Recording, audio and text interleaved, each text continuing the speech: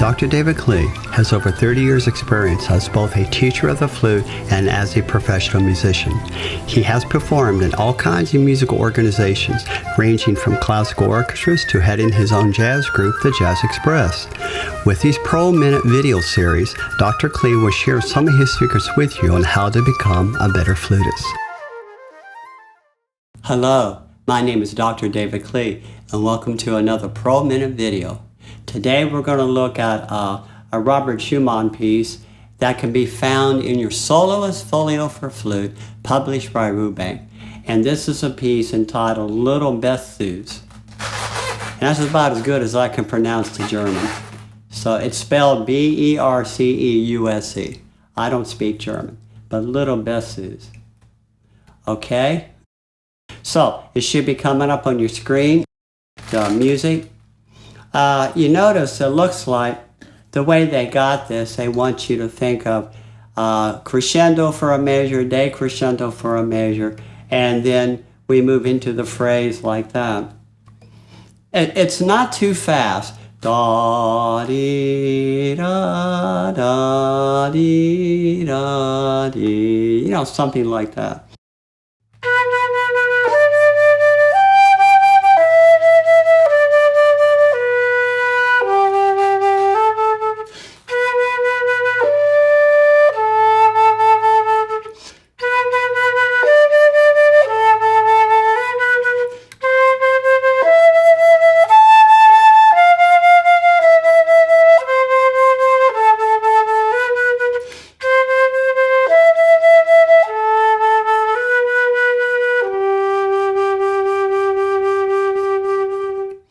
Okay, so what on earth am I doing? So if you look at measures 1 and 2, you know, you want to just really, it's not too fast. You want to make sure you're breathing from your diaphragm, really open up your sound. Always play with at least a finger's width between your teeth. It's almost like there was an invisible string attached to your chin. And you set your embouchure, and then you pull it down a little bit. That's what you always want to play with your teeth open. That enables me to slide through these different intervals without having any major issues. So measures 1, 2, 3, 4, 5, 6. Now measure 6, there's a little accent on it. So I go da, da, da. I just hit it a little bit. Now measure 7 and 8, we're crescendoing. And we're going to crescendo all the way in there. 7 through 11 and 12, and then finally 13, we have a decrescendo. 14, we have a continuation of the decrescendo. Measure 15, we're down to piano. And basically what we're doing, we're returning to the original dynamic marking of the song, which was piano. So 7 through 16, you're getting louder, and then by 13, we're getting softer. Alrighty, I'll do that much again.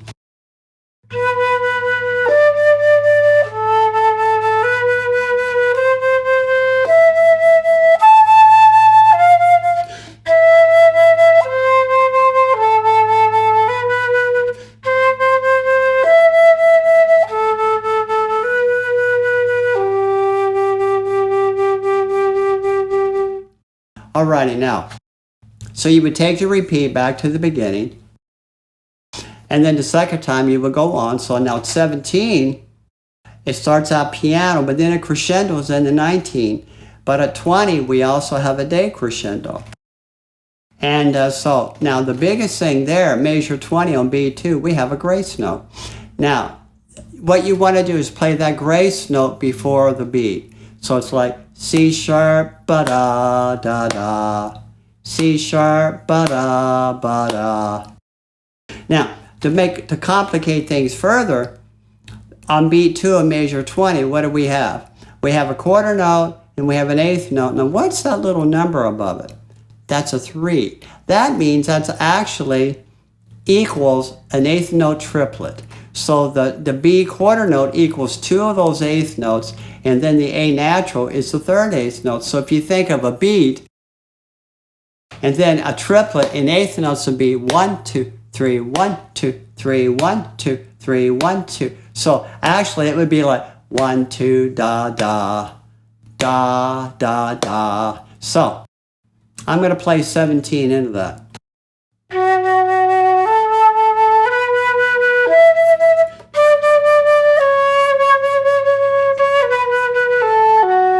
So I did that. So I go major 9, 10, I went dee da da dee da da. So that way I got the grace note in, and I played that A as part of the triplet pattern, remember? Alrighty.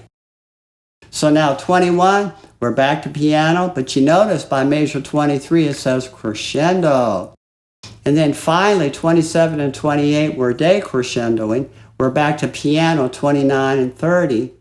And then 31 we crescendo, 32 we decrescendo because we're coming back to piano again. So I'm going to start at 21.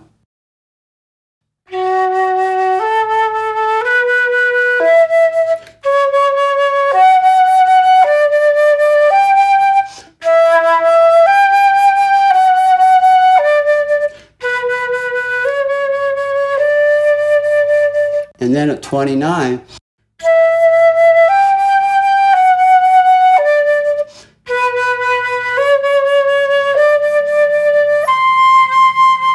okay, so now 31, 32, you do your crescendo, decrescendo, but that underneath 31 you have something called retard. That means we're slowing down there. The reason why those two measures were slowing down, because back at measure 33 we're back to odd tempo. We're doing the same thing at the beginning, but we're doing it an octave higher.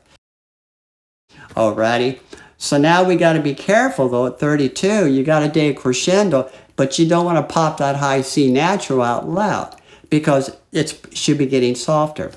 Well, this goes back to your embouchure, where you're in your third octave embouchure, so you want to change your embouchure to that. And so your third octave embouchure is Winnie the Pooh. So basically your D is like this, and then the high C is like this. So you go D, D. I'll demonstrate.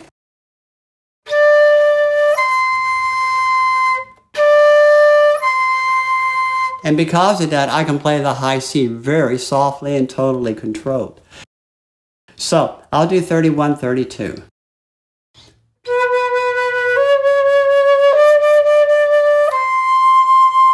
See how soft I can play it? Okay, now 33. At 33, 34, like I said earlier, it's the same thing at the beginning, but it's an octave higher. So now we're into the third octave embouchure. So now, again, a great way to practice this is practice those notes individually, see if you can pop them out.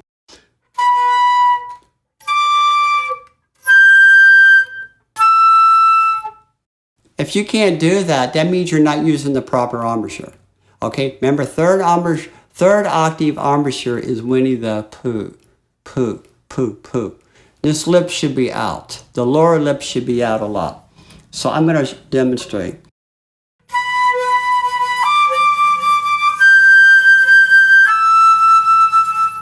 Alrighty, so I'm going. Now at 35, 36, we're still soft.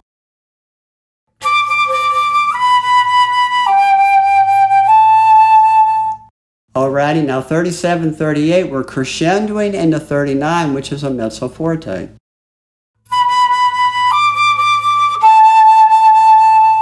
Okay, and you notice at 38, you have an accent, da, so I hit it just a little bit. Now 39, 40, 41, should look familiar again. It's just like you had earlier. Okay, so I'll start at 39.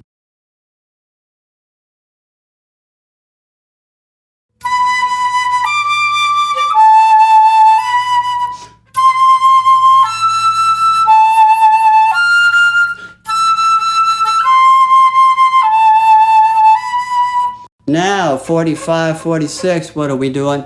We're getting softer again into that measure 47.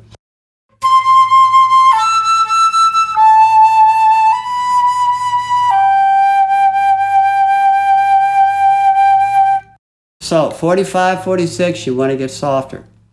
Alrighty? Now, that 45 can be a very nasty slur, right? C to E natural. That is a horrendous slur for a young flute player. There is a trick.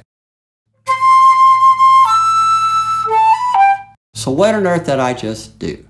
Okay, so I went C, but when I went to E natural, I picked up my pinky because it makes that high E pop out a little easier and it's not quite as sharp. So,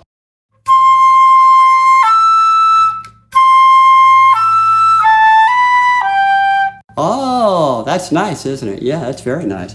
That really works. So you want to play your day crescendoing, you're getting softer. Now, the second time through, because you have a repeat back to 17. The second time through that, when I do 45, 46, I'm going to be slowing it down a little bit to make this the ending of the song. Ya, da, dee, ya, da, like that. I would do something like that. So I'll take 45 to the end the second time.